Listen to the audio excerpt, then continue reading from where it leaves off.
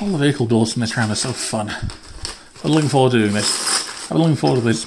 Oh, I'm looking forward to having this one built again. So, see you in a couple minutes.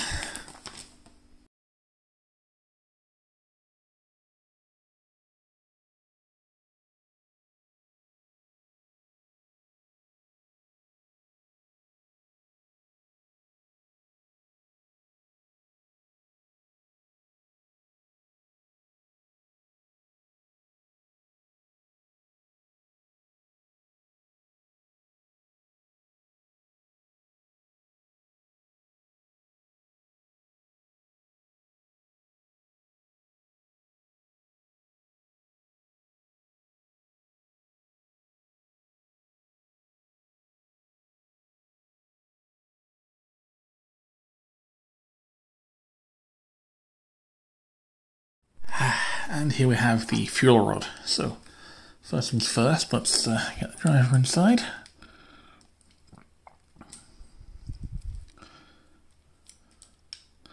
Close it up, and it rolls.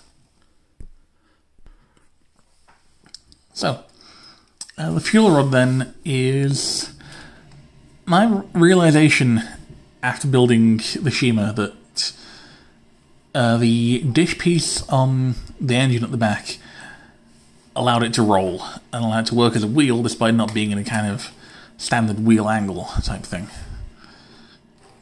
So, in a way, this is a sequel to the Dune Bug. We're from way back in the first round of these. In some ways, it's a follow-up to the Von Beck. Seeing as another kind of ground-ish vehicle.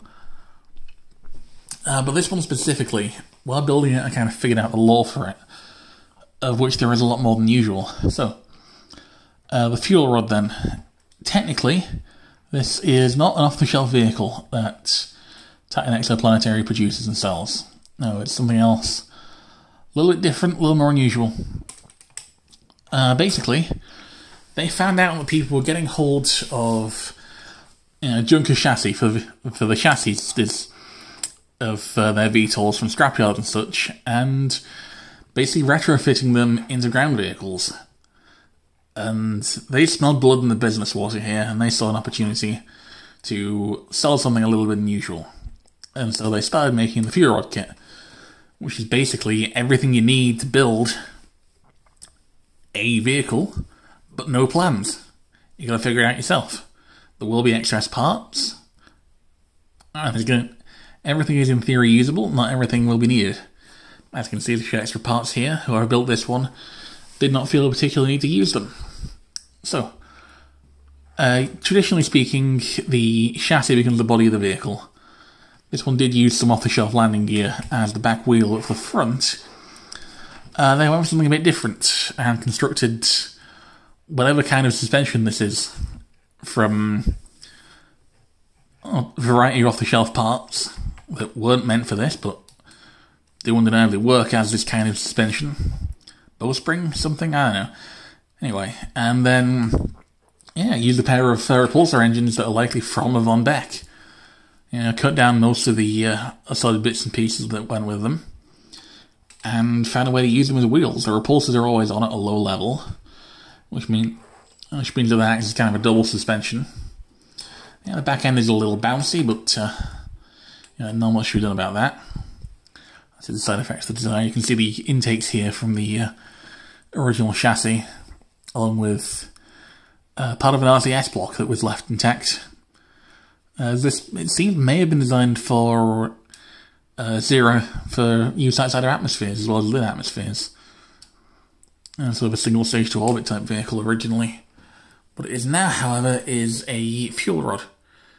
Culture for them started out pretty much the same way as hot rods, excess of parts and a whole lot of boredom.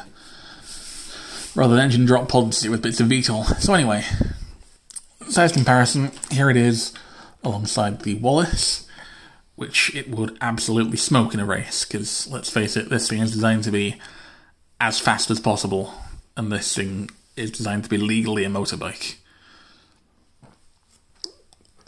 Let's just move this out of the way and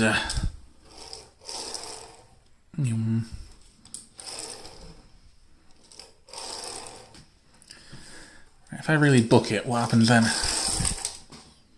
Yeah, still works. So, anyway, I was playing with this thing now to show you how to actually build it. And I'll see you guys next week for... What was next? Oh yeah, next was a fun one. See you then.